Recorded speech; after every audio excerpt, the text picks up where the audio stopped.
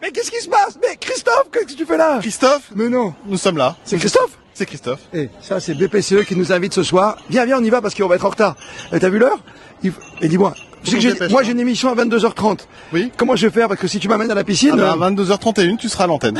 T'es sûr? À 22h31, tu seras à l'antenne. On va assurer le coup. Les garçons... Et tu auras que du bon? Que des exploits, que des médailles. Exploits. Bah, comme d'hab, avec BPCE, comme d'hab. Christophe, Gilbert, on est toute une équipe. Moi, je vais vous laisser. Je vous laisse débuter l'émission. Alors, vous faites pas les imbéciles pendant que je suis pas là. Hein. Vous êtes sérieux, rigueur, fantaisie, Fabrice, ok. Jérôme aussi, vous êtes au top, toute l'équipe est là. Je vous laisse. On revient sur le grand bain parce que les marchands, Grousset et tout, c'était ce soir à l'Arena. On en parle dans un petit quart d'heure, 20 minutes. Ça vous va? Allez les garçons, soyez bons. Radio Sport.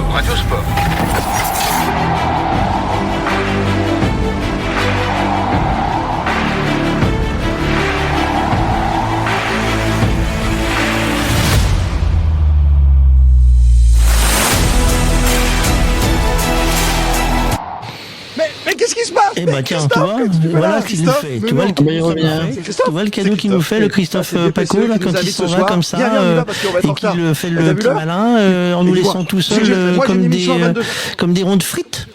Bonsoir Jérôme Armand, bonsoir DJ Quaz. Oui, bonjour, salut, comment tu vas? C'est vrai qu'il avait piscine aujourd'hui. Bah écoute, il en a profité. C'est ce qu'on appelle en vélo un bond de sortie, hein, tu sais, quand on laisse quelqu'un s'échapper du peloton, on lui dit allez vas-y, t'as le droit de t'échapper, c'est un bond de sortie. Bah ce soir, il a un bond de sortie, mais on va le rejoindre tout à l'heure évidemment. C'est un jour de piscine hein, quand même aujourd'hui, parce qu'il faut quand même raconter qu'il fait 35-36 degrés aujourd'hui à Paris, donc c'était un bonjour pour aller se baquer à la Défense. Il est parti se baquer à la Défense. En tout cas, bonjour à tous. Et puis, c'est notre émission du soir. Rendez-vous au Vida M. Hein, ça veut dire comme à la maison, le restaurant de la rue de Cambrai. Rue de Cambrai. Tiens, 34. Je donne l'adresse. Évidemment, si vous voulez venir nous rejoindre, 34 rue de Cambrai dans le 19e arrondissement, évidemment, vous serez bien accueillis. Voilà. Alors, Fabrice, bonjour à toi. Il y avait un beau programme aujourd'hui, hein. Oui, un gros programme. Alors, vous allez vite prendre la main, mes garçons, parce qu'en fait ici, il fait tellement chaud qu'on a tous les appareils en sécurité, parce que figure-toi que comme pour le judo, comme pour la piscine, ça a chauffé partout. Et je sais pas si vous avez vu l'ambiance qu'il y avait un peu partout dans la salle d'escrime, à tel point que même quand elles étaient en train de tirer, eh ben, elle n'entendait même plus. Tirer, tu peux le dire. Hein, elle n'arrivait même plus à entendre les ordres. Il y a un moment, elles entendaient même plus qu'elles ont pris des biscottes. Je sais pas si t'as vu un moment. Elles ont même pas entendu l'argument. Donc en fait, pour dire que il fait chaud et le programme a été compliqué pour beaucoup de nos Français. Et on va commencer. Il y a 2 médailles aujourd'hui. Il y a une médaille de bronze, une belle médaille de bronze. On va en parler dans un instant, et une belle médaille d'argent. Mais les deux sont frustrantes, on va dire ça. Didier, je sais pas si tu vas confirmer le fait que c'est frustrant de voir ces 2 médailles pour ceux qui les ont. Bruno, c'est moi qui t'appelle Didier, moi là. Si tu continues à appeler Didier, non, mais c'est mon idole, Didier. Mais non, Bruno. Écoute, oui, bah c'est frustrant. C'est quand même des grands moments. Ce que tu n'as pas dit, c'est que ce sont 2 médailles féminines. Hein, c'est quand même important. Le sport féminin français à l'honneur aujourd'hui. Alors il y a eu des médailles quand même dans d'autres pays, hein, parce que c'est vrai que franchouillard nous sommes, mais on va s'intéresser aussi à d'autres champions qui ne sont pas français. Mais les 2 médailles françaises, elles sont très très belles. Ce sont donc les escrimeuses à l'épée, et puis Clarisse Agbenienou, notre Clarisse, celle qui était la porte-drapeau à Tokyo, celle qui est vraiment, on va dire, notre judokate de cœur. Eh bien, elle a eu une journée un peu difficile, mais qui s'est quand même très très bien terminée avec la médaille de bronze. Oui, alors évidemment, elle était déçue, elle était frustrée. Elle a même dit en sortant, on l'a entendu ou on l'a lu sur les lèvres. J'ai merdé, hein, donc on le dit. Elle aurait dû se contenter. Elle a voulu faire continuer avec panache. Elle est marquée un point, alors qu'elle était en avance sur les pénalisations, etc. Mais voilà, elle a voulu y aller avec panache. Voilà, c'est ça. Elle a pas joué la défense, elle a joué l'attaque.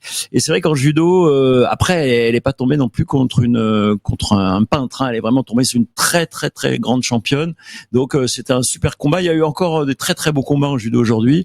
Et puis alors la médaille de bronze, c'était mais vraiment excessivement émouvant, parce que là tout le monde l'a compris. On n'avait pas eu besoin des commentaires de Clarisse.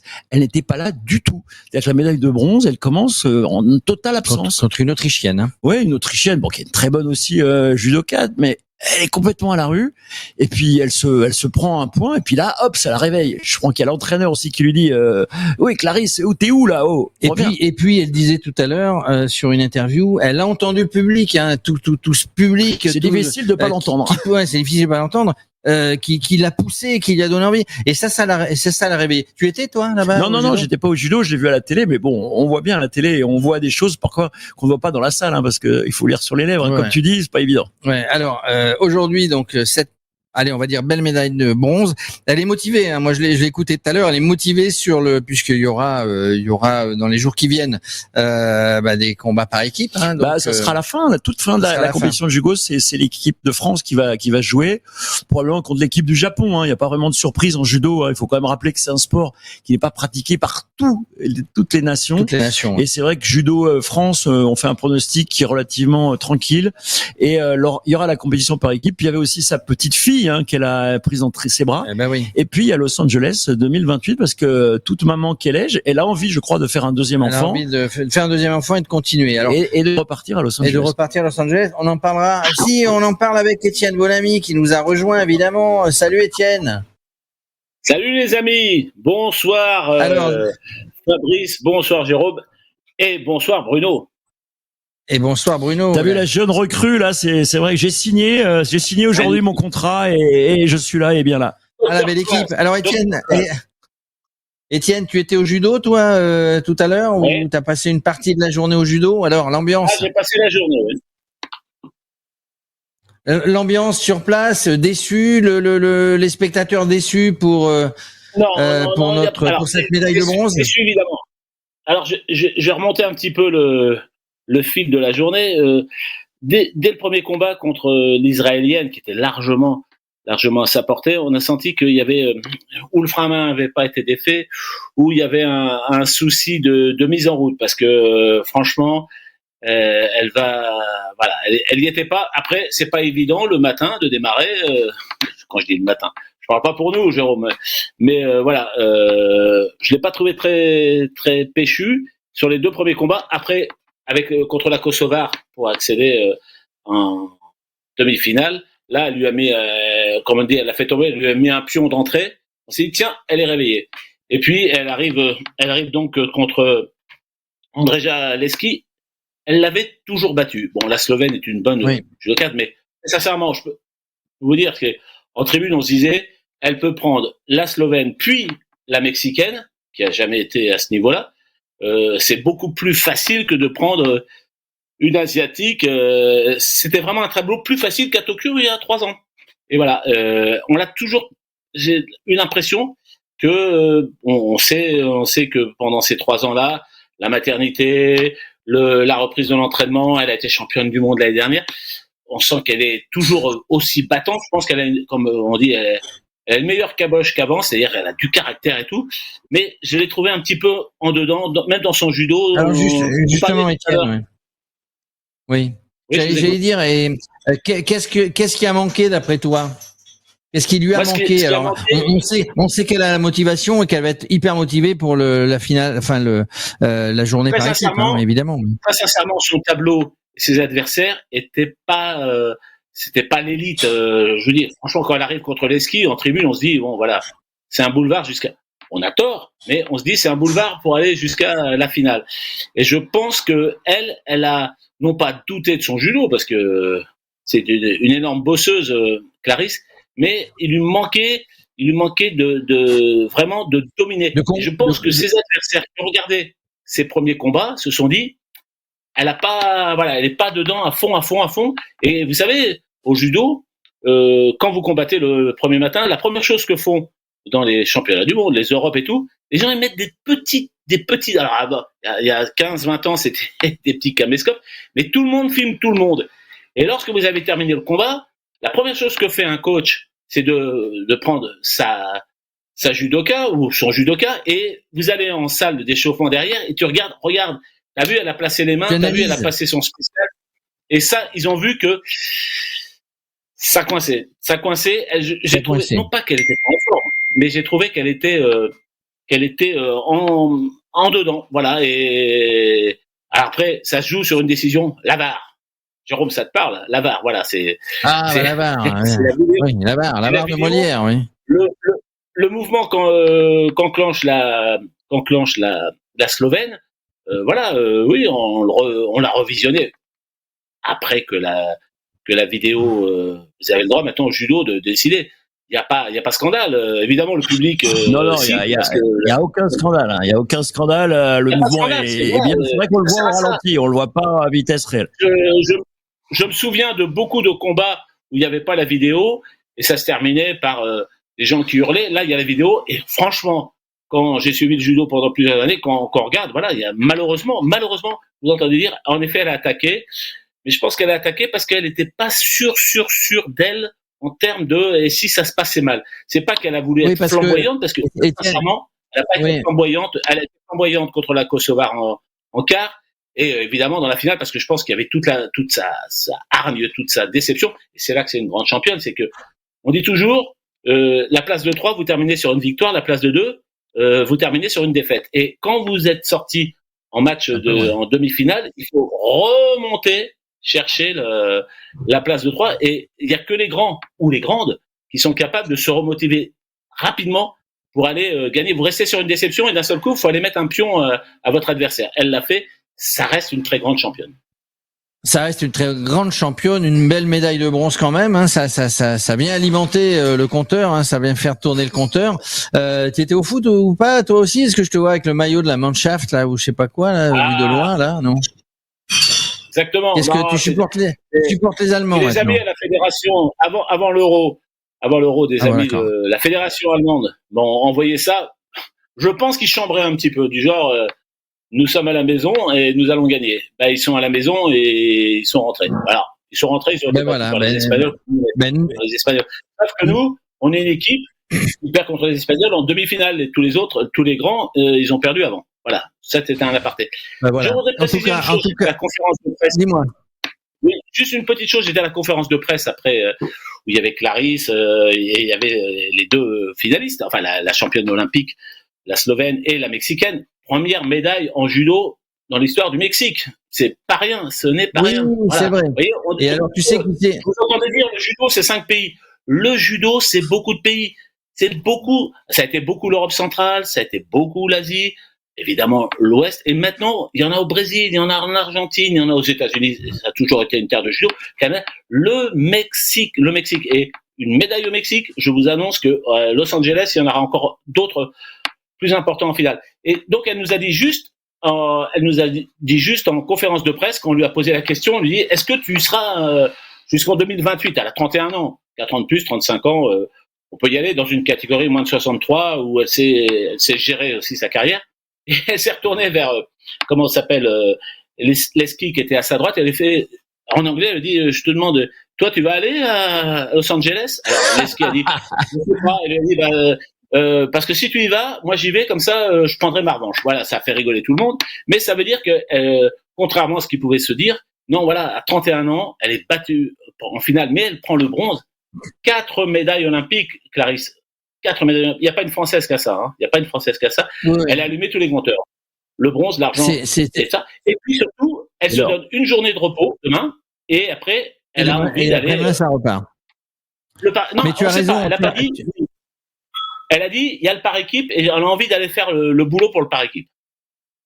Voilà. Bon, t'as raison de préciser. T'as raison aussi de le préciser, Étienne. Il y a tout à l'heure David Douillet qu'on a croisé, avec qui on a discuté un peu, qui faisait effectivement référence à cette médaille du Mexique, la première médaille du Mexique en judo. Ça veut dire que ce sport est en train de s'ouvrir à d'autres continents, à d'autres pays. En tout cas, c'est une belle médaille, comme la médaille de Clarisse, qui. Dites-moi. Jérôme, une petite précision, c'est mon côté coup de cœur. Le judo français, évidemment, on a les athlètes, mais sur les tapis, n'oubliez pas, c'est pas parce que c'est quelqu'un que j'aime bien. Le Kazakhstan, ils font une médaille d'or dans l'histoire. Qui est le directeur technique national du judo? Stéphane Trello, qui était le patron du judo jusqu'avant les Jeux de Tokyo. Stéphane, il a fait 2 médailles, c'est extraordinaire. Qui était l'arbitre de la finale des moins de 80 aujourd'hui? Bataille. Voilà, le jeune Bataille qui était le sparring partner, qui est l'un des meilleurs arbitres mondiaux, qui était le sparring partner de Teddy Riner à Londres. Vous voyez, le judo français, il a de la force. Il est là. Il est bien là. Une encyclopédie, cet Étienne, bon ami, c'est la Bible. Paco a raison de t'appeler la Bible. Étienne, bon, on se retrouve demain, on sait que tu vas aller. C'est trop chaud. Ouais, enlève ton kimono. Nous, après, dès que l'émission est terminée, on va aller, parce qu'elle est pas loin, à la Maison du Mexique. On va aller fêter la médaille du judo avec Los Mexicanos. Et puis, encore une médaille. Elle arrive, elle est là avec Jade Maréchal. Une médaille d'argent par équipe, en escrime, Jade. Et oui, franchement, il n'y a pas un seul jour qui passe sans médaille pour l'escrime. Hein. C'est vraiment de très bons Jeux Olympiques pour nous. Ça, c'est l'équipe d'épée féminine qui a remporté médaille d'argent. Encore une fois, à une touche. Oriane Malo a vécu 2 morts subites sur ces Jeux Olympiques. Elle ramène quand même 2 médailles d'argent. Donc, elle l'a dit, elle était très frustrée. Mais malgré tout, c'est quand même la première médaille depuis les années 90. Hein, ça faisait longtemps qu'elles attendaient cette médaille-là pour les épéistes. Donc voilà, une super journée qui en plus couronne une super journée, oui. Voilà.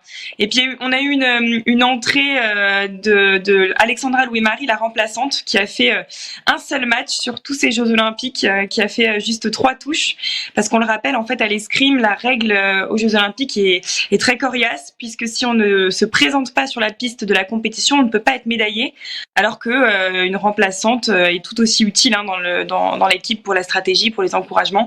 Mais si elle ne s'est pas branchée du tout de la compète, elle ne pourra pas monter sur le podium. Donc elle est finalement rentrée lors de cette finale.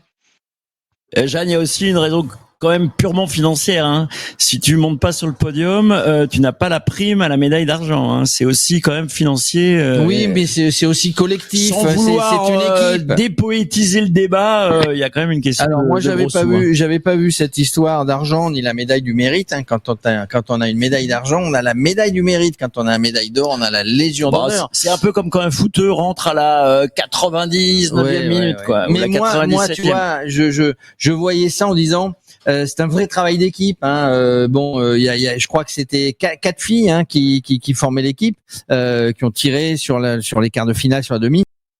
Et donc 5e, elle a remplacé une des filles qui avait été là en demi.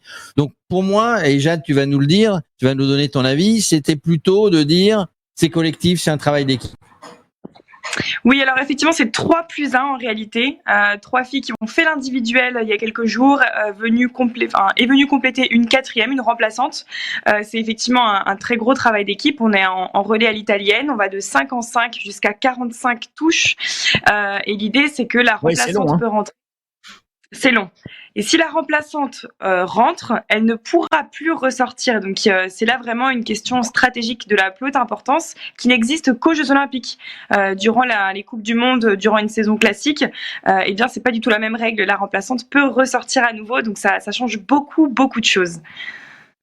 Alors Jade, moi j'ai suivi effectivement ce match, j'avais suivi la demi-finale. On a mené quasiment toute la finale. On avait 2-3 touches d'avance, etc. Quasiment toute la finale. C'est pas un peu frustrant, ça?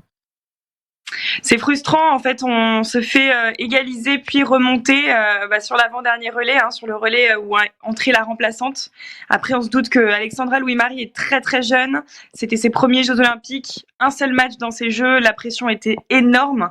Elle s'est quand même bien battue. Hein.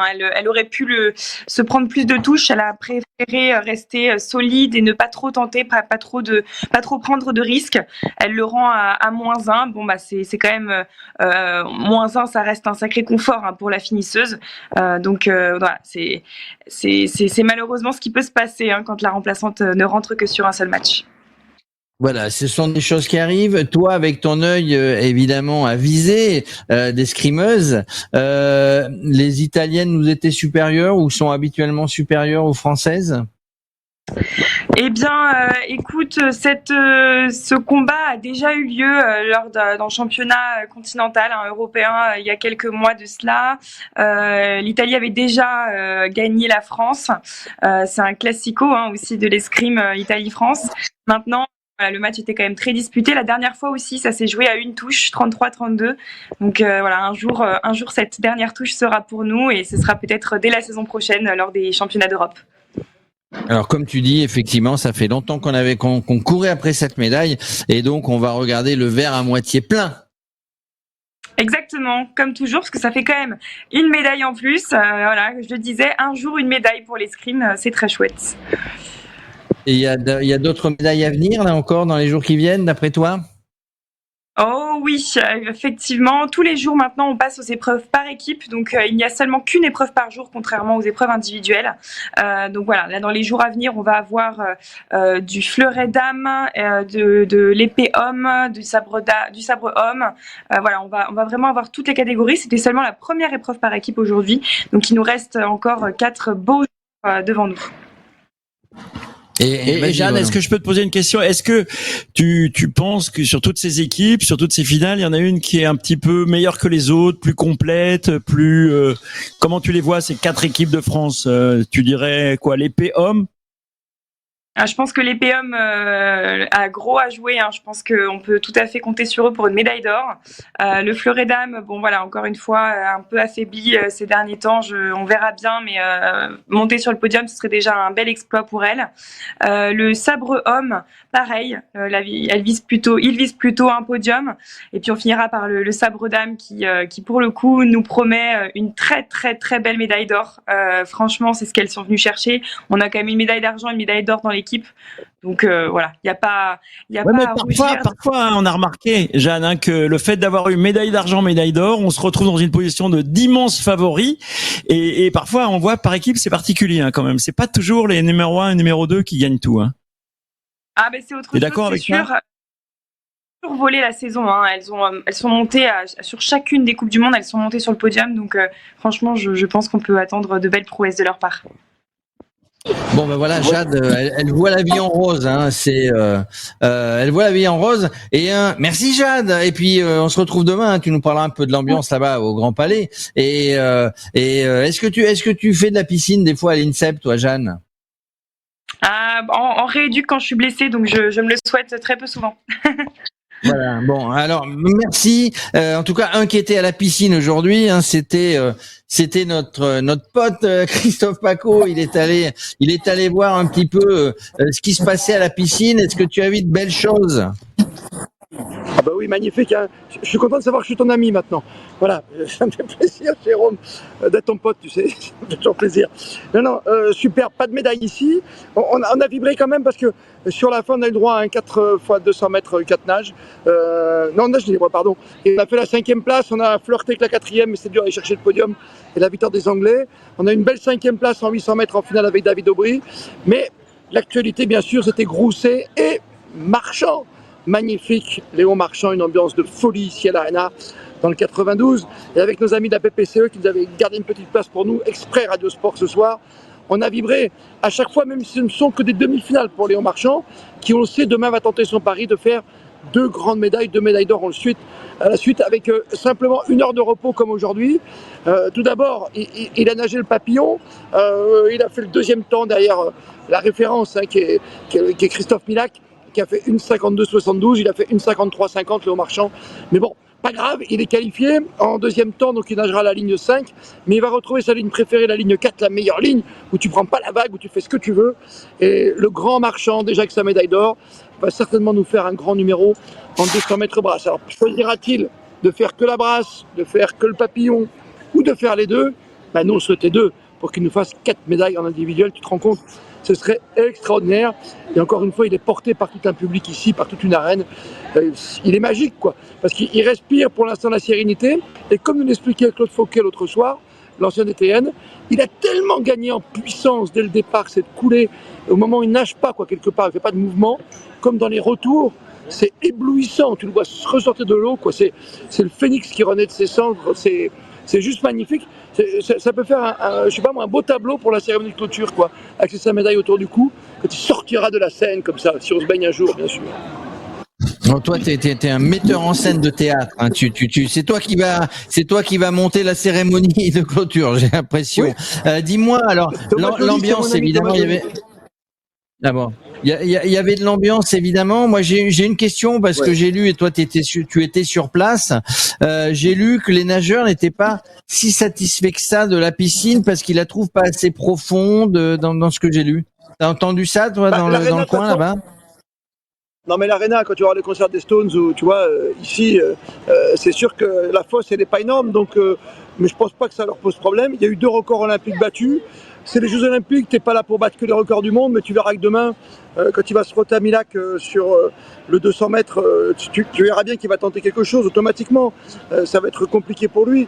Voilà, mais il va aller chercher la médaille. Et si tu veux l'or ici, il y a un moment où ça va claquer. Ah, peut-être pas sur le 100 mètres, mais sur les 200 de marchand, tu peux aller chercher quand même une marque de référence, quoi. Ce qui était génial ce soir dans l'ambiance, juste pour te terminer sur l'ambiance, c'est que donc Rousset fait 3e temps, on verra bien ce qu'il peut faire, mais ce qui est juste génial, c'est qu'il y avait un Français dans chaque compétition ce soir, donc dès 20h30 on s'est régalé, toutes les 10 minutes, tu avais un Français, ce qui est exceptionnel pour le niveau de la natation française, avec en plus cette figure de proue qui est Marchand. On n'oublie pas Grousset, on n'oublie pas Charlotte Bonnet, et on peut encore avoir de bonnes surprises dans le bassin qui est juste merveilleux. Il y a un son et lumière qui est juste exceptionnel ici. Et puis une taille absolument énorme. C'était un choix évidemment des organisateurs, Christophe, mais la taille de cette piscine olympique, elle est totalement hors norme. Hein. J'ai jamais vu ça dans toute l'histoire des Jeux. Je pense une salle aussi énorme. Donc évidemment, la piscine n'est peut-être pas la plus rapide au monde, mais Léon Marchand, il avait le record du monde dans les pattes sur 404 nages. C'est une évidence. Il n'est pas allé à fond. Le mec, il les a tués. Il leur a mis je sais pas combien dans la vue. Il avait largement le record du monde dans les pattes. Non mais c'est clair, ce qu'il veut de toute façon c'est simple, c'est de faire des médailles d'or. Le record du monde, il n'est pas là pour ça. Oui, aux Jeux Olympiques, on s'en fout du record. Ils s'en fichent, excuse-moi, mais s'il fait 4 médailles en individuel et derrière il te fait une médaille par équipe, s'il te fait 5 médailles, t'as rien à dire, quoi. Tu t'en fiches du record du monde. Oui. C'est bien pour la gloriole. C'est comme du plantiste, c'est comme du plantiste à la perche, voilà, du plantiste. Du plantiste, il saute 6,02 m, il s'en tamponne. S'il a la médaille d'or, il va pas battre le record du monde forcément cette année aux Jeux Olympiques. Aujourd'hui, tu vas pas chercher un record dans des séries ou une demi-finale. L'essentiel, c'est que tu sois devant, bien placé, à la 4e ligne ou à la 5e ligne. Grousset, il va nager, voilà, il sera sur la 3e parce qu'il fait le 3e temps. Ce sera peut-être plus compliqué pour lui, mais pour l'instant, le plan Léon Marchand, il fonctionne à merveille. Est-ce qu'il pourra tenir les 2 distances demain? C'est à lui de décider selon sa forme demain matin. Il va nager un petit peu dans la matinée, il va se reposer, il va revenir à la piscine, et pour les 2 finales, il verra bien. Soit il en zappe une, la première, soit il zappe la deuxième, mais moi je le vois, par rapport à ses performances de ce soir et l'ambiance, je vois pas comment il peut échapper à cette envie de le voir claquer 2 nouvelles médailles, après sa première médaille déjà quand même, faut pas l'oublier. Je pense qu'il va jouer, hein. C'est un joueur, Léon Marchand. Je pense demain il va jouer, quoi. C'est mon pronostic. On verra si demain je suis un abruti, mais je pense qu'il va jouer les 2 courses. Hein. Il va tenter. Non Fabrice, il a un avis là-dessus. Non, moi j'ai pas d'avis, on va bien voir ça demain. Mais moi j'ai une question pour Christophe. Est-ce que tu as testé l'eau de la piscine? Oui, j'avais pris les produits piscine, tu sais. Voilà, comme chez moi j'ai un petit robot et tout qui nage. Ici, il n'y a pas de problème de piscine. Elle est d'une beauté incroyable, même si elle n'est pas profonde, même si elle va moins vite selon Jérôme Armand. Et quelques observateurs, bien sûr. Je te garantis que la qualité de l'eau, elle est magnifique. J'ai assisté à un meeting il n'y a pas longtemps, le Mare Nostrum, qui se passe entre le Canet, Barcelone et Monaco. Et il y a eu un report, tu vois, de 2 heures l'autre jour, pour remettre un petit peu de chlore au bon endroit. On surveille tout, bien sûr, pour pas qu'il y ait de maladies, pour pas qu'il y ait de petits boutons. Voilà. Le triathlon, c'est autre chose. Le triathlon, ça sera autre chose pour la nage. Oui, rassure-nous, elle est un peu plus propre que la Seine, quand même, ta piscine. Ouais. Et franchement, ici, les enfants, depuis le début, je vous le dis, hein, depuis la cérémonie, c'est un succès total. Les gens sont heureux, il y a une ambiance dans la salle, parce que c'est le monde entier qui se retrouve à Paris, et on peut être fiers de nous, les Français, quoi. Faut arrêter d'être grincheux, quoi. On a réussi à faire une compétition, rien que pour la natation, pour le Stade de France, on était au rugby. Demain, j'irai à l'escrime, retrouver Jade. Moi, je pense que voilà, quoi, ça fait 4 jours et on a des Jeux d'enfants, quoi. J'en ai vécu des Jeux Olympiques, hein, depuis Barcelone 92. Tu vois, j'avais fait à distance 88 Calgary pour l'hiver, mais ça aucun rapport. T'as une fête, c'est incroyable, les gens sont heureux. Même dans les restaurants ici à Paris, les barman sont sympas. Donc tu vois, tout est possible. Hein. Alors Christophe, justement, hein, on ne sait pas. Demain, peut-être il y a le triathlon avec les femmes à 8h et puis les hommes à 10h45. Il va falloir évidemment tester l'eau. Il va falloir tester l'eau, aller voir si à 4h du matin, les triathlètes vont être prêts évidemment à sauter dans cette eau dans la Seine. Ben moi, j'ai été la tester cette eau parce que à un moment donné, comme on n'avait pas de réponse, comme on n'avait pas d'indication, je me suis dit tiens. Je vais aller tester cette eau et je vais vous donner mon ressenti. Ma mission aujourd'hui, d'aller vérifier l'eau parce que ça fait 2 jours qu'on ne sait pas si le triathlon va avoir lieu. Alors je suis pas à la Seine, mais je suis je suis pas sur la Seine, pardon, je suis au bord du canal de l'Ourcq qui se jette directement dans la Seine. Alors je vais aller vérifier ça parce que vous avez besoin sur Radio Sport d'être informé, de savoir ce qui va se passer. Je vais voir de toute manière si l'eau est pas bonne ici au canal de l'Ourcq, là-bas au bout à 1 kilomètre, ça sera pas terrible non plus sur la Seine. Allez, je vais voir.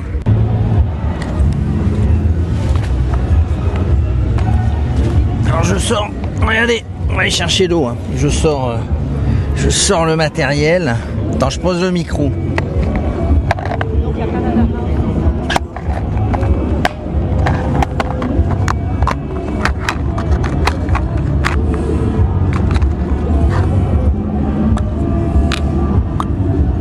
Sur le matériel, je vais aller chercher un peu d'eau, puis on va regarder après ce qu'il en est.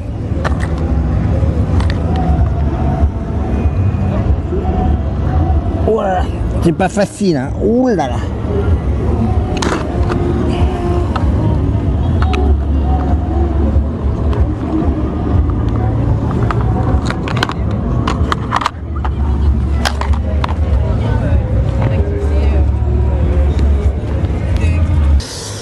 L'eau que j'ai pris dans la Seine, on va la tester, puis après je vais la boire, on verra bien.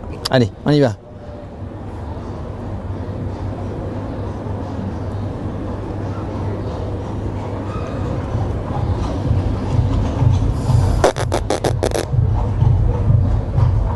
Je sais pas ce que vous en pensez.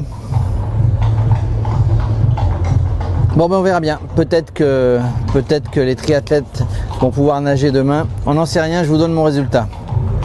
Bon, bah il est temps de goûter l'eau, hein. On va voir. Ces triathlètes, ils vont pouvoir y aller. Bon, allez, j'y vais.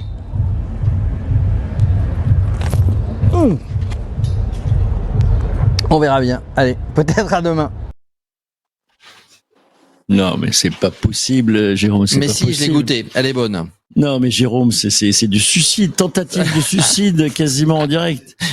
Quasiment en direct, mais il fallait, puisqu'on n'a pas les informations du comité olympique, il fallait tester nous-mêmes. Pour moi, demain, il y aura le triathlon. Ce garçon est fou. Il est fou.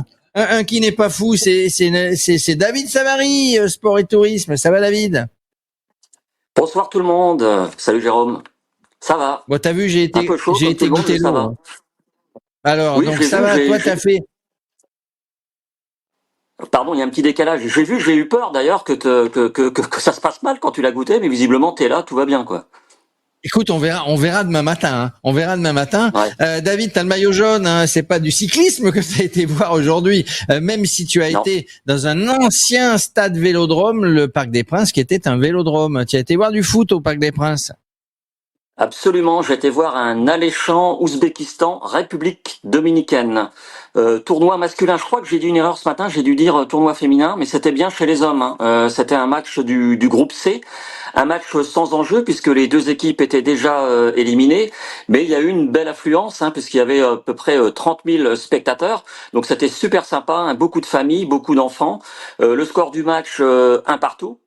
Mais surtout, ce que je retiens, c'est cette formidable ambiance. On a révisé nos classiques, hein, on a chanté le Sweet Caroline, le Freed from Desire, on a même eu du Jodassin aux Champs-Élysées. Là, tout le public a repris. C'était vraiment hyper sympa, quoi.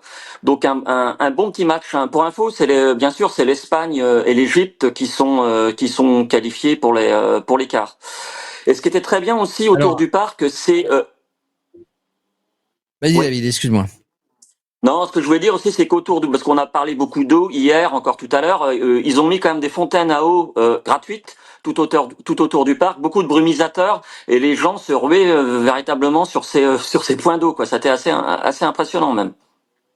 Salvateur. Alors, tu sais, Salvateur, hein, il faut des brumisateurs. Il y en a aussi ici dans la zone du Club France et du Club des Nations, là où il y a toutes les maisons. C'est une des plus belles pelouses. Je sais pas, est-ce que tu as pu admirer cette belle pelouse du Parc des Princes? Ça favorise le beau jeu, du coup. C'est vrai qu'elle est magnifique, cette pelouse. Déjà pour moi, c'est le plus beau stade de France et un des plus beaux en Europe. Franchement, c'est l'arène parfaite, une sonorisation impeccable. On n'a qu'une envie, c'est de descendre les gradins et d'aller sur la pelouse taper un ballon, hein, mais on peut pas évidemment. Mais du beau jeu, oui, parce que quand même en Repdom, je crois qu'il y a 9 joueurs qui évoluent en Espagne, en deuxième division notamment. Côté ouzbek aussi. D'ailleurs, il y a un Lensois, il y a un défenseur lensois qui s'appelle Kouzanov. Je ne sais pas si vous le connaissez, mais il évolue au Racing Club de Lens. Non.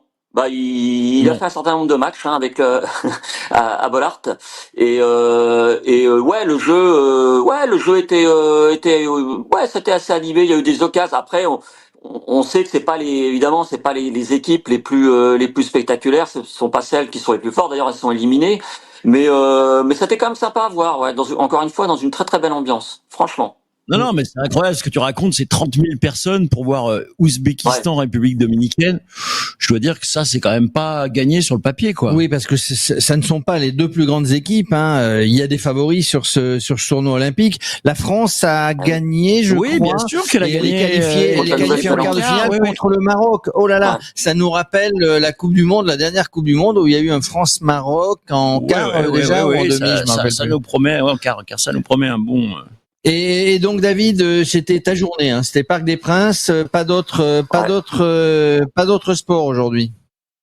Non, demain je vais aller voir du volley féminin, un Kenya-Pologne demain soir. Encore un match, ça va être sympathique. Un peu improbable. Une autre expérience. Je mettrais bien quand même un ou deux slotties sur la Pologne. Hein. Ah, moi aussi. Quand même, je pense qu'elles ont une bonne équipe. Ouais, même plus qu'un ou deux slotties, ça c'est sûr. D'accord, donc on va voir avec la FDJ si on peut parier. Juste hier, tu parlais, ou ce matin, je me rappelle plus, je crois que c'était ce matin, tu disais, où on te posait la question, est-ce qu'il y a toujours un restaurant dans le Parc des Princes? Je crois pas, mais il y a des restaurants autour. Tu as fait un peu de gastronomie en passant? Ah non, la gastronomie, je l'ai fait avant. Il y avait trop de monde, trop de files d'attente. J'aurais pu me prendre une petite salgassa. Mais j'avais pas envie d'attendre, donc il y a toujours les 3 obus, hein, évidemment, un des restaurants phares autour du parc. Il y en a beaucoup d'autres. Qui a bien changé, hein, si je peux me permettre. Hein, là, on est dans mon quartier. Ouais. Les 3 obus, c'est plus les 3 obus, hein, quand même. Ah bah non, toi tu te rappelles des 3 obus quand c'était les vrais 3 obus. C'était Moutier aussi, comment il s'appelle, Jean-Michel Moutier, le gardien du PSG avant à Nancy, qui était un pilier des 3 obus. T'as passé une bonne journée, hein, nous aussi, hein, finalement. Ouais. Jérôme, petite info, celui qui a donné vous savez, les 3 coups, c'est Jean-Claude Lemoux. Ah oui, les 3 coups. Un ancien joueur, une ancienne star du PSG. Voilà, c'est très sympa. La belle époque de Jean-Michel Moutier. Il est très sympa à l'époque. Jean-Claude Lemoux, il est arrivé dans l'équipe du PSG à l'époque avec Luis Fernandez, avec Justier, je me rappelle plus son prénom. Et puis il a fait une bonne partie de sa carrière, effectivement, Jean-Claude Lemoux. Puis après il est parti à Montpellier. Je crois qu'il s'est marié avec la fille de Louis Nicolin ou un truc comme ça. En tout cas, il travaille pour l'entreprise Nicolin, bien connue, toujours le fils, hein, Nicolin, toujours président du Montpellier Foot, mais aussi il travaille dans la boîte. Voilà, t'as passé une bonne journée. Demain, donc un peu de volley, tu viendras nous raconter ça demain matin, hein, David. C'est demain soir le volley. Non, mais tu viendras nous donner ton programme avec plus de précision demain matin, peut-être, dans notre émission, émission du matin, et puis après on te laisse aller. Évidemment, au volley, tu vas te régaler. Merci David, à bientôt. Merci. Salut. Qu'est-ce que vous pouvez parler quand même, hein? Alors, le PSG, dès qu'on vous met un truc sur le PSG, vous arrêtez plus les garçons, hein, je veux pas dire, mais... Non, c'est le plus beau stade de France, alors qu'est-ce que tu veux que je te dise?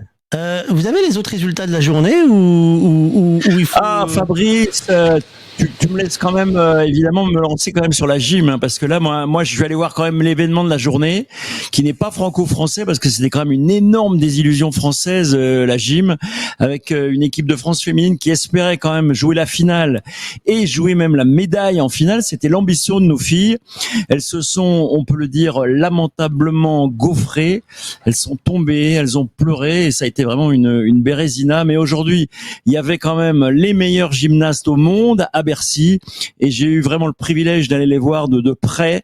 C'est hallucinant. Je me pèse mes mots, et j'ai tout simplement vu celle que Jérôme ne connaît pas très bien, mais qui est la plus grande gymnaste de l'histoire. Ça, je suis absolument affirmatif. Elle s'appelle Simone Biles. C'est bien sûr le leader de l'équipe américaine qui a gagné, mais alors avec un boulevard, c'est Sunset Boulevard, la 5e avenue d'avance par rapport aux deuxièmes qui sont les Italiennes. Gros malheur, la paura per l'Italie, parce qu'il y a une gymnaste qui s'est blessée. Elle ne pouvait plus rien faire à part les barres asymétriques.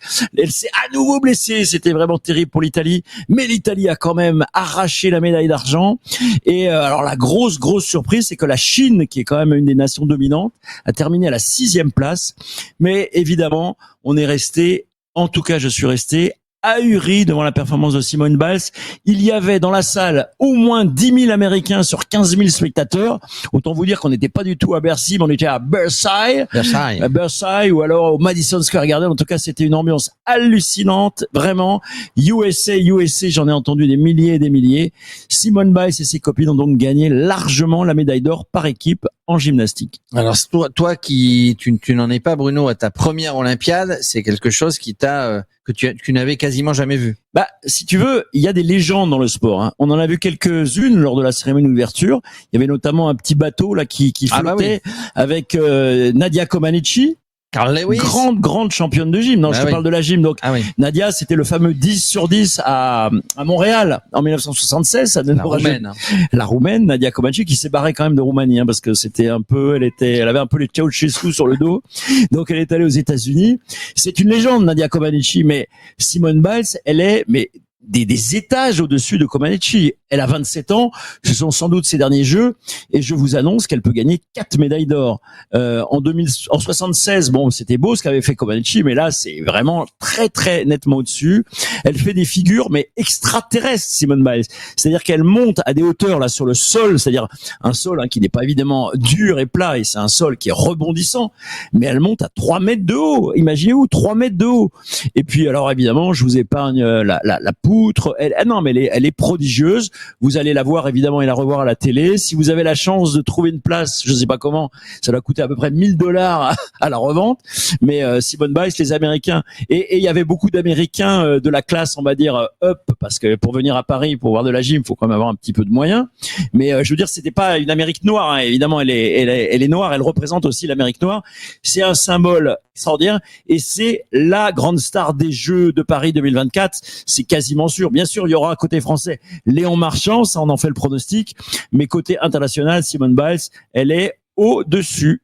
Elle est au-dessus. Tiens, tu parles en parlant de résultats de programme. Il y avait du tir là-bas à Châteauroux. Ah, mais j'ai des nouvelles du tir, si tu veux. On l'oublie un moi, petit je l'oublie pas, hein. Mais il y a eu une médaille serbe, hein, puisque je suis passé tout à l'heure au club serbe, à la maison de la Serbie. Il fêtait ce soir, donc une jeune femme qui a eu la médaille d'or au tir au pistolet, je crois. Oui, exact. Serbe. Exact. Alors, si tu veux, je peux te parler du tir français. Et là, c'est un peu la cata, hein. Ouais. Parce que Océane Muller, la tireuse qui vient de l'Est, de Dagno, a terminé 5e, hein, à Karamine à 10 mètres. Elle était déjà 5e à Tokyo il y a 3 ans. Mais bon, elle était un peu déçue parce qu'évidemment, elle voulait quand même mieux que 5e, puisque aux Jeux Olympiques, évidemment, en 5e, personne n'en parle, ou quasiment, à part nous. Et puis, alors, aujourd'hui, c'était tir à la fosse olympique. Ça nous rappelle évidemment Michel Carrega. Tu te souviens, Michel Carrega. Et ben là, on n'a pas les héritiers de Michel Carrega, parce qu'on avait Sébastien Guerrero, qui s'est un peu raté, on peut le dire, même beaucoup raté. côté, et puis également Mélanie Couzy et une autre dont le nom m'échappe, mais ils sont loin, et ils sont pas finalistes, hein, aucun Français en finale. C'est pas notre Olympiade. En tout cas pour l'instant, non. Par contre, au Club France, hein, ce matin, on a accueilli les athlètes, hein, notamment les deux escrimeuses hier qui ont fait or et argent. Il y avait un public en feu, hein, qui les a accueillis évidemment. Et puis il y a eu des conférences de presse, Fabrice, non, là-bas. Comme tous les jours, tu as, c'est pas les conférences de presse, tu sais, enfin, t'as les conférences de presse avant les compétitions, 2 jours avant, et tu as le retour des médaillés, et donc c'est le fameux retour des médaillés quand ils passent pour donner leurs sentiments au niveau de la presse, et juste après de se passer avec la presse, ils vont défiler.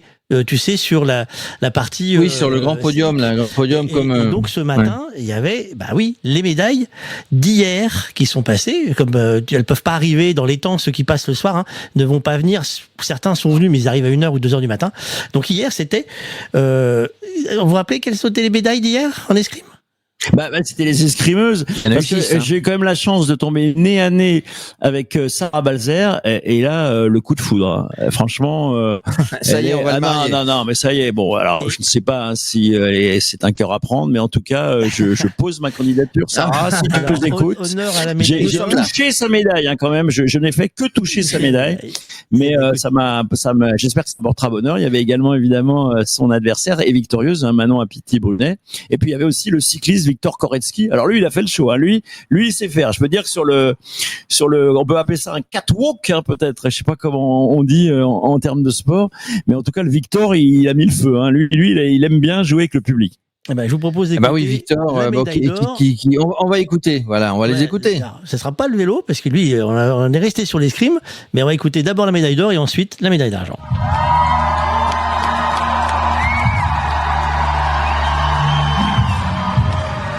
Finalement, quand j'ai gagné cette demi-finale, je me suis dit que j'avais réussi mon pari. Je suis arrivée en finale, j'étais libre, il y était 2 Françaises en plus, donc quoi qu'il arrive, il y avait de l'or pour la France. Et j'étais heureuse d'être là, je me suis dit je vais me battre et je vais m'amuser comme j'ai fait depuis le début. Et finalement, je pense que c'est ça qui a fait que c'est moi qui l'ai battu. Est-ce que vous aviez échangé avec Sarah avant la finale, justement, le fait que ce soit la Française ? Non, on n'a pas échangé. En fait, on a eu une petite routine finalement toute la journée. C'était qu'avant chaque match, on était vu qu'on tirait en même temps. On se faisait un gros câlin dans la chambre d'après en se disant profitons-en, amusons-nous et allons au combat. Et après chaque match, on se disait bien joué. Et là, quand on est arrivé, qu'on était toutes les 2 finalistes, une fois que j'ai fini, on s'est croisés, on s'est fait un gros câlin et on s'est dit voilà, on est en finale toutes les 2. C'est ça qui est génial. Quand je mets la touche, déjà mettre touche en défense sur Sarah, c'est du rare. Donc quand je vois ma lampe s'allumer toute seule, je me dis wow, je viens de marquer ce dernier point. Je viens de gagner en fait, et je réalise pas tout de suite. Je regarde tout de suite mon mari et pour lui dire on l'a fait. Tout de suite je me retourne vers ça. Tout de suite je prends quand même le temps, mais je me retourne vers Sarah. Sarah me fait un câlin pour me féliciter. Je lui prends directement la main pour la féliciter à son tour et pour dire au public merci. Et on était 2 aujourd'hui à être championne olympique. Et puis après, voilà, dès qu'il me saute dessus, je pleure parce que si vous saviez, ces 3 dernières années, comme elles ont été difficiles, finalement, ça fait 8 ans qu'il m'aide à obtenir cette médaille. Et voilà, je l'ai eu, donc pour moi, c'est aussi la sienne. Et puis après, le public qui crie la Marseillaise, mais c'est magique. Mes parents qui me sautent dans les bras et qui me disent qu'ils sont fiers de moi. Voilà, c'est plein d'émotions que je venais chercher, mais que je pensais pas. On a tellement de doutes qui s'accumulent avec des défaites, des blessures, des choses. Quand on l'a, on se dit en fait, c'est arrivé. Énormément d'émotions, beaucoup d'émotions. D'abord de la déception pour cette défaite, parce que c'est vrai que j'étais venue chercher l'or, que c'est un match que je voulais gagner, et puis après on se rend très vite compte de la chance qu'on a, de la fierté de ce qu'on vient de réaliser, donc beaucoup de joie, beaucoup aussi de soulagement parce que on l'a fait, que c'est fini, ça y est, donc voilà, beaucoup d'émotions partagées avec le public. Oui, c'est exceptionnel, on est très chanceux d'avoir pu faire cette compétition au Grand Palais. Il y avait énormément de monde pour nous soutenir, pour nous c'était exceptionnel. L'escrime n'a pas l'habitude d'avoir autant de spectateurs. C'était magique vraiment d'avoir autant d'acclamations, autant de soutien, autant de personnes. J'ai essayé de rester concentrée, de pas trop les regarder pendant la journée, et puis à la fin j'ai ouvert les yeux et j'ai vraiment pris la mesure de la situation, quoi. C'était juste dingue, et c'est vraiment une chance qu'on a. Parlez-nous un petit peu de cet adversaire que vous connaissez très très bien, de la relation que vous avez avec elle et de la difficulté aussi de l'avoir en tant que rival peut-être. Nous on se connaît depuis très longtemps, on fait des équipes de France depuis cadette ensemble, on s'est rencontrés très jeunes, on a grandi ensemble, on est devenus des femmes. On s'est toujours tiré vers le haut, c'est vraiment le leitmotiv de notre équipe, c'est-à-dire que le groupe est très fort et on sait que c'est notre force. Donc on se réjouit quand des filles réussissent, parce qu'on sait qu'on va s'entraîner avec elles et qu'elles vont nous rendre plus forts. Donc on s'est toujours vraiment tiré. Elle mérite ce titre, elle est très forte, je suis très contente pour elle. Et c'était génial de pouvoir partager cette finale avec elle.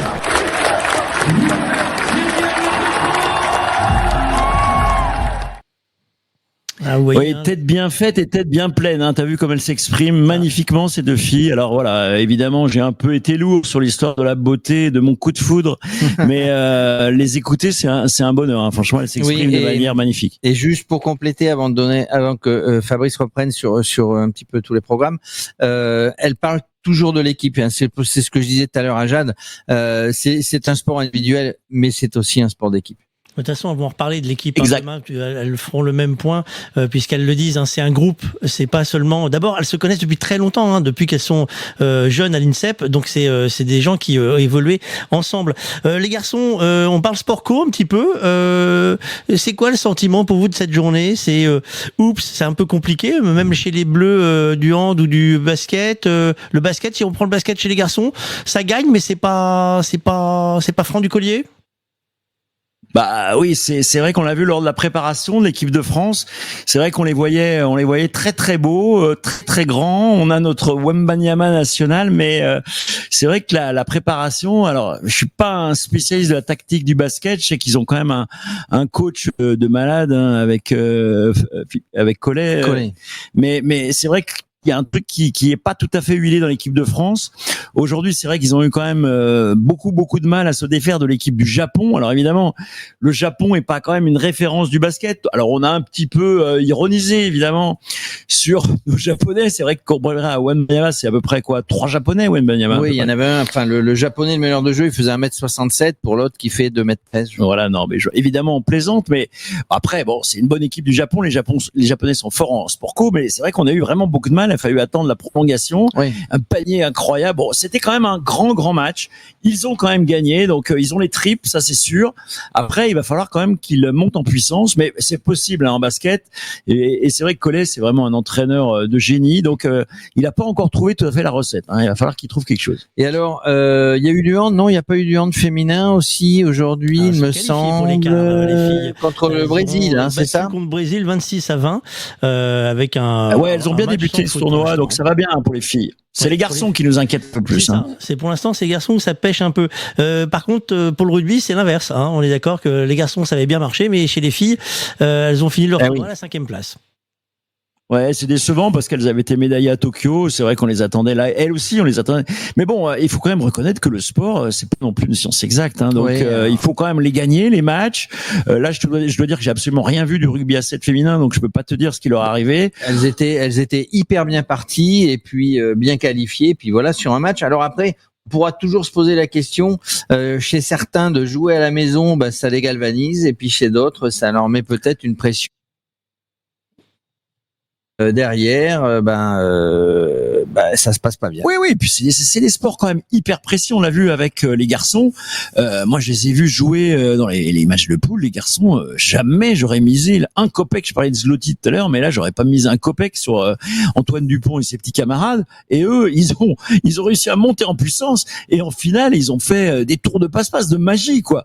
Alors bon, je pense que dans l'équipe féminine, il leur manque un Antoine Dupont, à ma connaissance. Mais je plaisante en disant ça. elles sont tombées sur plus fortes qu'elles. Voilà. Donc le rugby c'est terminé, le rugby à 7. Il y a le football aussi qui rigole quand même. Quart de finale pour les garçons. Les filles, bon, je pense, on espère qu'elles vont aller loin.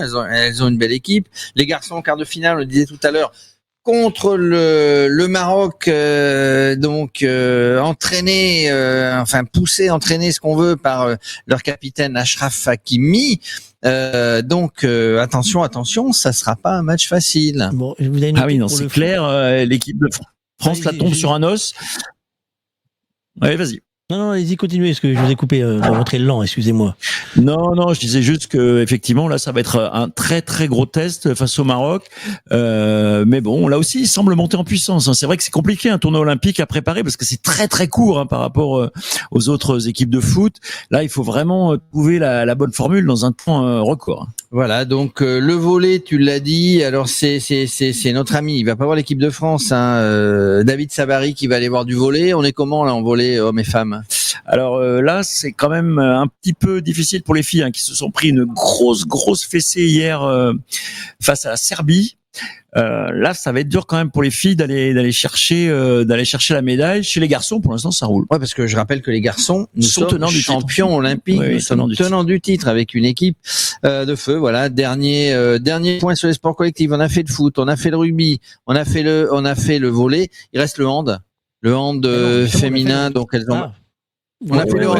Non, le hand on a fait. Non, les filles, le hand, les garçons. Les garçons, ils n'ont pas joué aujourd'hui. Je pense qu'ils jouent demain, non? C'est ça, Fabrice, tu me le confirmes? Il me semble que j'allais vous emmener moi sur le foot, mais il me semble que le hand c'est demain pour les garçons. Vas-y sur le foot si tu as des questions. Sur le foot, vous avez noté la prochaine équipe de l'équipe en quart pour les Français? Oui. Pour les hommes. Oui. Pour les garçons. Ça vous fait pas penser à quelque chose, ça? Ah oui, l'Argentine. Pourquoi je parle du Maroc? On va les retrouver. Non, je croyais que c'était le Maroc, mais effectivement, c'est l'Argentine. C'est une revanche de la finale de la dernière Coupe du Monde. Mais d'un côté, c'est vendredi. D'un côté, il n'y a pas Messi. De l'autre côté, il n'y a pas Mbappé non plus. Donc, ça va être certainement un match équilibré. Alors, on peut imaginer, mon cher Fabrice, qu'il y aura de l'ambiance, parce que là, Argentine-France, là, il y a quand même beaucoup de supporters qui voient rouge. Oui, alors il y a un contentieux. Voilà, ça va être chaud. Ça va être chaud patate. Donc ça, effectivement, ça va être chaud. Donc le hand chez les garçons, c'est demain, et le foot, juste pour info, c'est vendredi à 19h. Juste un petit et dans quelle ville? Parce qu'on a du mal à suivre le foot. C'est où de vendredi à 19h? En fait, ils sont pas à Marseille. Rien. Ils sont pas encore à Marseille? Écoute, une ville de foot. Si tu le dis, je pense que si c'est à Marseille, c'est pas que ça va être chaud, c'est que ça va être bouillant. Ouais, ça va être bouillant. En tout cas, il y en a un qui avait été un petit peu discret, peut-être parce qu'il est en cours de transfert, il sait pas où il va aller. C'était Doué, le Rennais, mais il a marqué un beau but aujourd'hui. Ouais, non, c'est vraiment un joueur. C'est un sacré super joueur. Un sacré joueur. Alors, est-ce qu'on a pour terminer notre ami Jules avec ses réseaux sociaux? Juste avant d'avoir Jules, juste un mot rapide. Nadal, Alcaraz, ça continue. Ils ont gagné aujourd'hui, mais pas facile. Pas facile. Ouais, ça continue. Ils tombent sur des spécialistes au prochain tour de double. Bon, écoute, ça peut passer quand même. Ça peut passer. C'est évidemment la belle histoire de ces Jeux Olympiques. Nadal, Alcaraz, c'est un couple de rêve, parce que voilà, c'est le passage de témoin. L'ancien et le nouveau. Voilà, l'ancien et le nouveau. On rappelle que Alcaraz, lui, il continue en simple, finger in the nose. Voilà, le tableau de simple va être quand même beau. Il nous reste Djokovic, il nous reste Zverev, il nous reste Ruud, je crois aussi. Donc voilà, il y a quand même encore du lourd côté garçon. Chez les filles, Swiatek qui a vraiment l'esprit olympique, la numéro 1 mondiale, va normalement gagner le tournoi comme d'habitude. Et puis en double, alors nous avons encore quelques Français, puisqu'il y a des survivants. Là, ça a été aussi une hécatombe pour le tennis français. Mais on a des survivants. On a le fameux et le très très bon et délicieux Corentin Moutet. Tu connais évidemment. Ah oui. Donc Moutet, il a réussi à gagner sans jouer, c'est toujours sympa aujourd'hui. Forfait de son adversaire, qui était allemand, je crois que c'était, je trouve, mais je veux pas dire de bêtises. Et chez les filles, il nous reste un double dame. Je crois Paris Garcia sont toujours vivants. Paris Garcia, c'est un joli nom pour les Jeux de Paris. C'est Diane Paris et Caroline Garcia qui jouent ensemble. Il va falloir prendre une médaille à Roland. Et juste un dernier mot pour dire que le surf, c'est pour l'instant officiellement reporté. Il y a un point cette nuit à 5h45 pour savoir ce qui va se passer pour cette compétition, ce qu'on attend du coup. Oh là là, le surf. ils ont trop mauvais temps et donc les vagues sont devenues dangereuses. Ouais, alors... Et juste un petit mot pour la phrase du jour, un miracle de ouf si je suis au départ. Vous savez qui c'est cette phrase? Non, ça vous parle pas? Non. Eh ben c'est Kevin Mayer qui dit je n'ai que 10% de chance d'être au départ. Mauvaise nouvelle.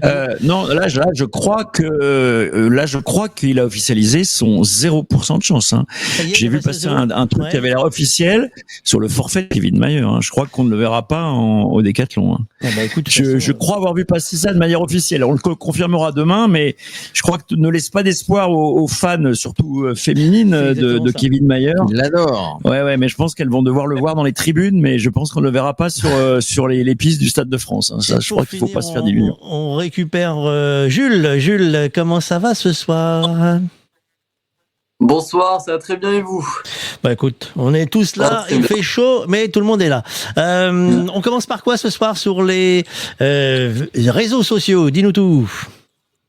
Alors déjà, on va commencer par une photo assez impressionnante. Aujourd'hui, il y avait quoi? Il y avait le basket avec la France et contre le Japon, la France qui s'est qui a gagné 94-90 contre les Japonais.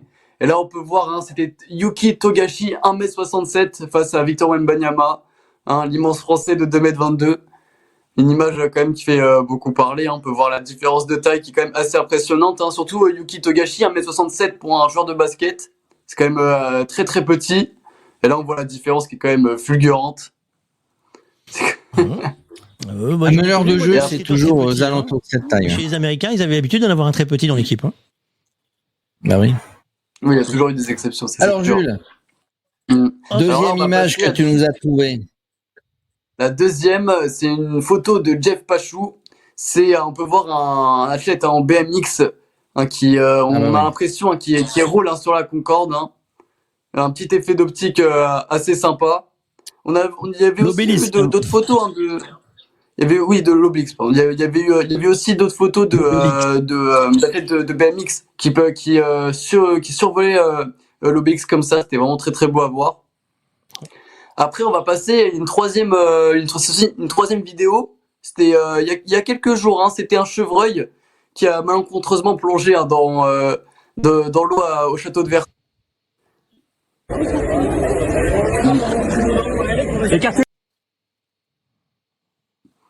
Il y avait aussi hein, il a plongé.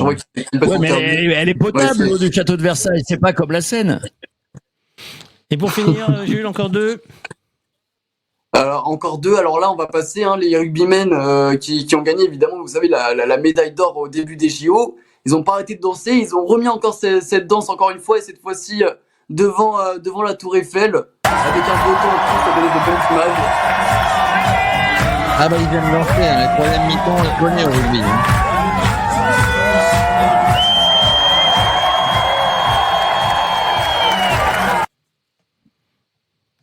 Voilà. Et pour finir, on va cette fois-ci, ce sera plutôt une vidéo assez touchante car c'est une vidéo avec Stéphane Landois qui a gagné la médaille d'argent il y a pas longtemps en équitation où il prend dans ses bras hein, les parents de Thaïs Meust qui a disparu en 2019 après une chute à cheval. Des images assez émouvantes.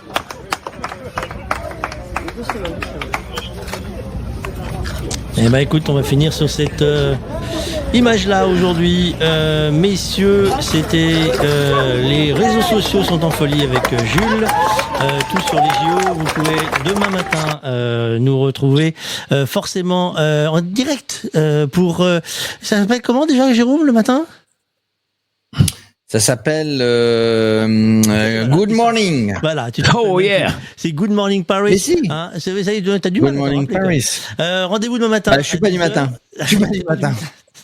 C'est ce que tu dis. Alors Fabrice, peut-être juste pour finir sur Kevin Mayer. Oui. Effectivement, le forfait n'est pas officiel, mais il se donne d'infimes petites chances, un miracle comme on disait, pour participer au jeu. On va dire que ses chances de participation, ça doit être 2 ou 3%. C'est pour ça qu'il mettait, ce sera un miracle de ouf si. Voilà, c'est effectivement. Voilà, un miracle de ouf. En fait, il se donne jusqu'à la date. Tu sais, il y a un horaire limite pour déclarer forfait, et je crois qu'il se donne jusqu'au dernier moment, mais effectivement, ça va être compliqué. Messieurs, passez une bonne soirée. N'oubliez pas de tout ranger, hein, parce que je vois que vous avez mis un peu le bazar là sur la table. On n'a pas mis le bazar il y a quelques jours coordinateur. Merci Bruno, bienvenue dans la bande. Et merci Fabrice. Des JO avec nous, tu viens quand tu veux. Maintenant, tu connais l'adresse. Hein. Tu t'installes, tu viens, tu fais comme à la maison. Et puis on peut même manger. Hein, vous venez tous au Vida-M, hein, n'est-ce pas? Hein. C'est ça, c'est un rendez-vous au Vida-M, comme à la maison, on y mange très bien et à toute heure. Donc c'est l'important. Merci Jérôme Armand. À toute heure du jour et de la nuit. Si vous arrivez maintenant, je suis pas sûr qu'on vous serve quand même. Si. Mais faut être très très gentil. Moi je dis ça, faut être très très gentil. Ah, raison. Si, oh là là, tout de suite, comment vous êtes. Allez, bonne soirée à tous. Allez. Bonne soirée, au revoir. Radio Sport.